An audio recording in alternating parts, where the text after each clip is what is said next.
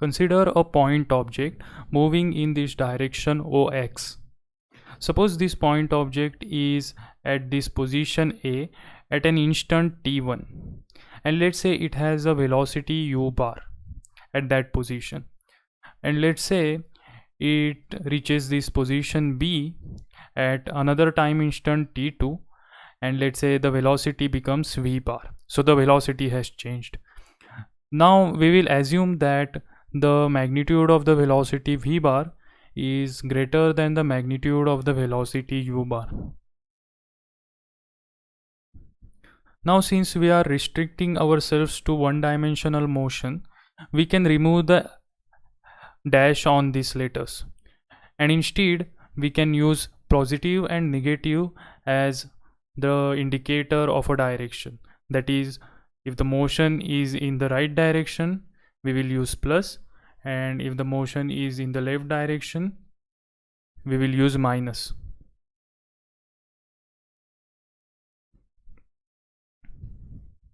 Now in this case, we are not only interested in the change of the velocity, but also in how much time interval the velocity has changed.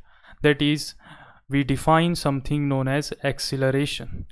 So acceleration is then defined as a is equal to v minus u divided by t2 minus t1, where the numerator is the change in the velocity and t2, the denominator, that is t2 minus t1, is the time interval in which the change has occurred. So it is nothing but the rate of change of velocity. So v minus u upon delta t. Now to generalize this equation, I will put an arrow on the top of these letters, so to indicate that it is indeed a vector quantity. Now what will be the dimensions of acceleration? So the dimension will be m0, because there is no mass over here, L1 t minus 2, because the dimensions of the velocity is L by t and there is extra t over here, so this becomes t square in the denominator, and if you go upward then it will be t minus 2. Now there are two units of acceleration. One is the SI unit, and this unit is meter per second square, and another is CGS unit, it is centimeter per second square, but we will mostly use this unit, that is the meter per second square. Now this acceleration in daily life is more apparent when you see the specification of the automobiles and motorcycles. For example, if you go in a store of motorcycles to buy it, then you will see lot of specifications for that motorcycle.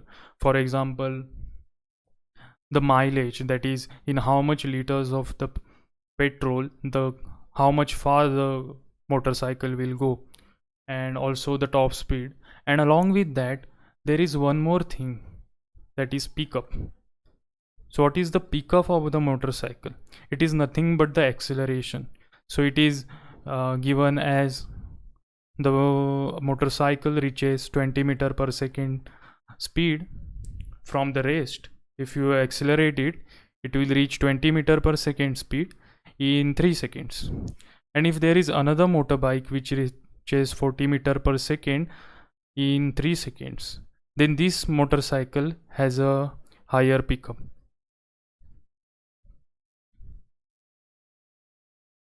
Now consider this case.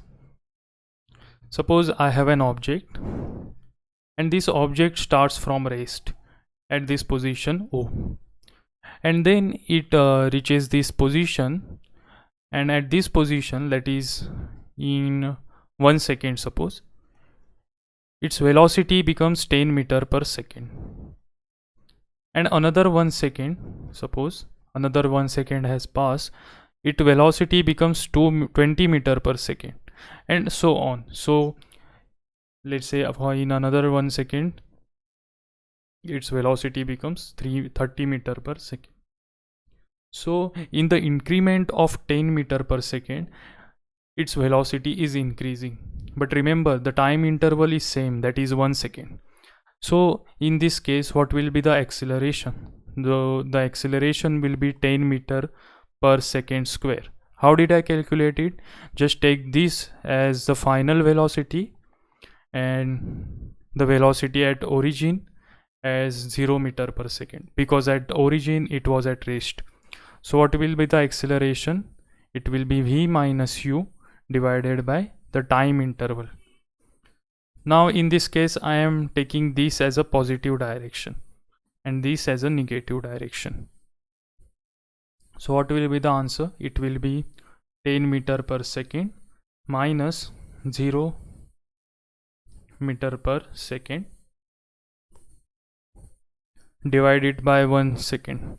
So this becomes 10 meter per second square, because this second and this second will multiply and then they will give s square. So even if I take this interval, then what will be the answer? It will be the same, that is acceleration is 20 because the final velocity is 20 and the initial is 10 meter per second divided by 1 second. So this becomes 10 meter per second square again.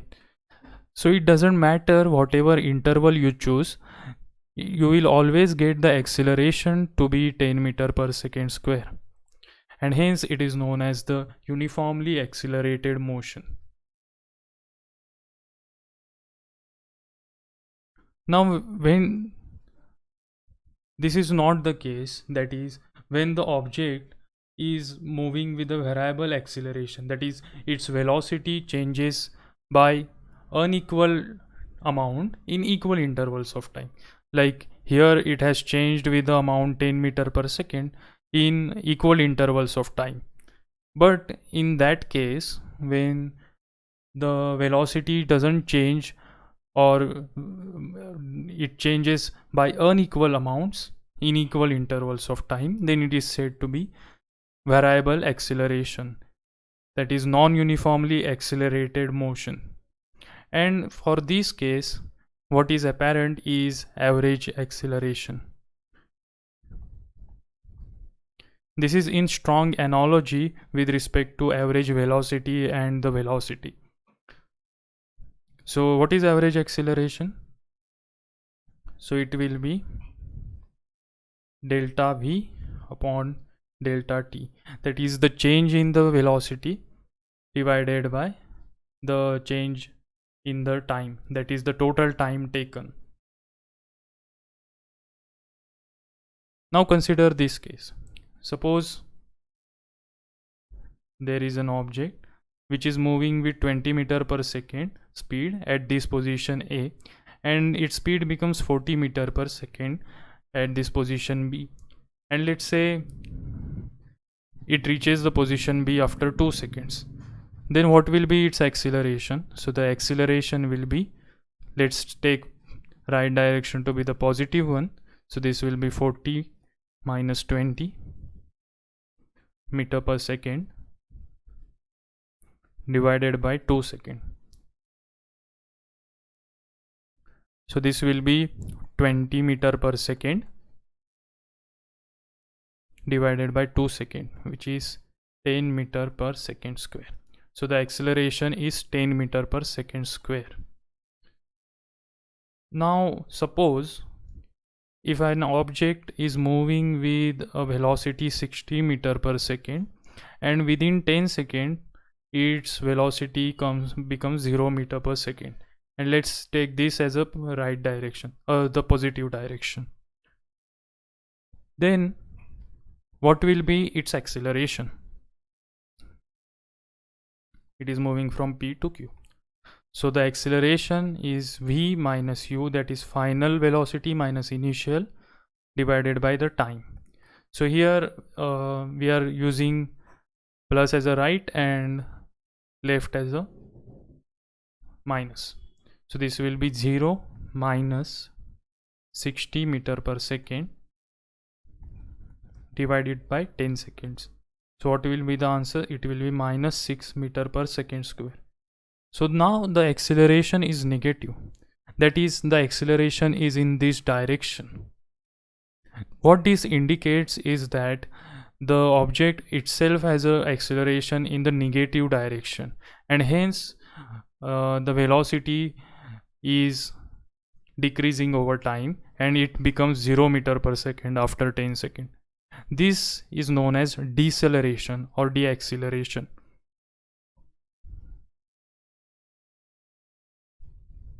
Now, not always when the acceleration is negative, that doesn't mean that the object is decelerating always. For example, consider this case. Let's say this is point R and this is point S. Now this is the negative direction and this is the positive direction.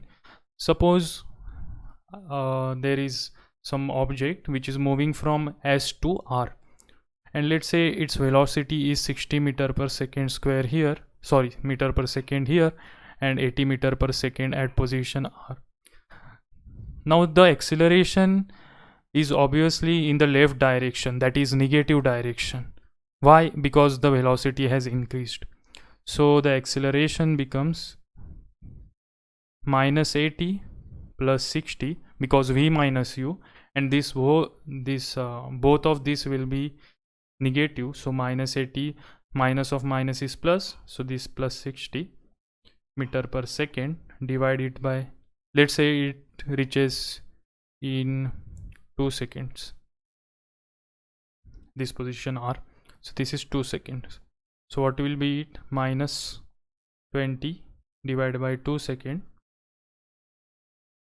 This will be minus 10 meter per second square. Now this object is not slowing down because it has minus acceleration. It doesn't mean it is slowing down. It is indeed increasing its speed with this rate 10 meter per second square in the negative direction, and hence our acceleration's sign is negative here.